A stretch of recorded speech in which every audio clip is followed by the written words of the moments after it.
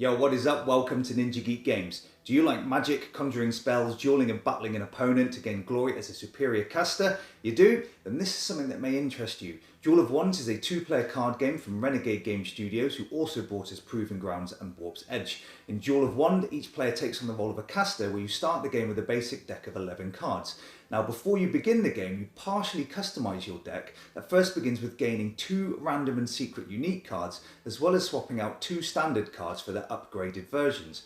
The game is played over a best of 3 round, where in each round casters take turns playing 1 card at a time until you force your opponent to discard their side card, or they can't draw up to 4 cards. In either case, you win that round. You'll then reset, play again until one player has won 2 rounds, winning the game. Let's take a look at the spells. So this is your basic deck consisting of 11 cards. Each of the casters has the same deck, but in a different colour, either yellow or blue. These spells can force your opponent to banish spells, show their hand, gain spells back from your discard pile, as well as your sight card. This top row represents the upgrade cards that consist of 8 spells with unique abilities that can replace the standard cards in the game. Again, each set of unique cards is distinguished by colour. And what I also like is the fact that there are 2 expose, dispel and break cards. Each of the abilities on those paired cards are different, meaning you've got a lot of variety when upgrading your standard cards. These are the 7 more powerful unique cards that are randomly selected at the start of each game, with each deck only containing 2 of these cards at any one time. Now, these provide very powerful abilities that include your opponent not being able to banish any of your cards until the next turn, unless they cast Obliterate. Now, if you're lucky enough to end up with both of those cards in your deck at one time, you can be sure your opponent is going to struggle to banish any of your cards. This card lets you search your deck and choose one of the cards and add it to your hand, meaning you may be able to draw one of the other unique cards you have, or one of the upgraded versions.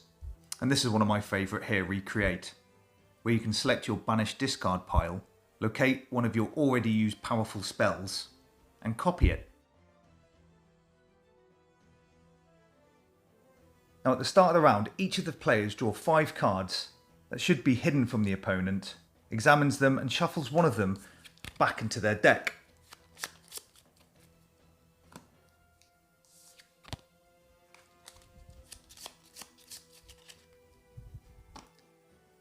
Meaning in most cases you'll have 4 cards to play at any one time.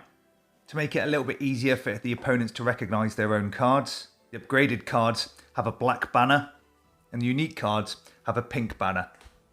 Then, taking turns, one caster chooses either to play a card or discard one. So as an example, the yellow player plays Break, and this has 2 options. The top option says we can force an opponent to choose 2 spells from their hand, place them face down on the table and randomly banish one of them. And the second option is a reactive spell. The blue player would then have to choose 2 of their spells and randomly banish one, meaning that card is removed from the rest of the round. Or they could play a reactive ability, such as Recover, where the blue player can then banish this particular card to prevent the opponent from banishing one of their spells. And it also says they get to refresh, meaning they can gain back any cast spells they've played that round. Once played, these cards would then go into their respective discard piles. The yellow player would place Break into their cast spells pile, meaning there are possibilities for the yellow player to gain this card back at some point. However, the blue player would have to place this reactive spell into their banished area, meaning it's very unlikely for them to get that card back during this round. It's important to note that each player has 2 discard piles, one for cast spells and those discarded as an action, and the other for those that are banished. And as mentioned, the main difference is that those spells in the banished piles are typically unobtainable for the rest of the round, while those in the cast spells pile can sometimes be reused or shuffled back into your deck. Now, any time a spell is played, the player immediately draws back up to 4 cards, where the opponent then gets to take a turn. Once a player has played and completed one spell or discarded, the opponent then gets to take a turn.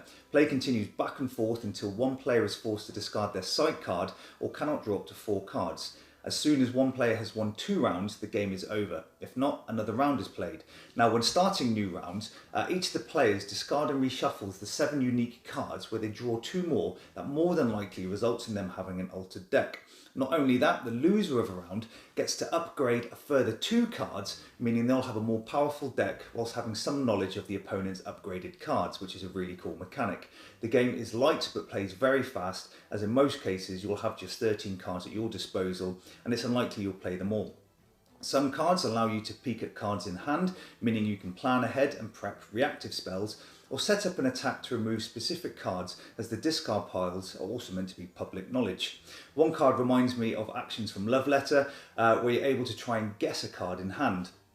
By looking through discard piles, you can sneakily remove some of the upgraded cards from the game as well. The game is suitable for young gamers, as my son, who is 10, plays this game and has no issues at all. Setup takes no more than a few minutes, and you're looking at about 20 minutes to complete a game.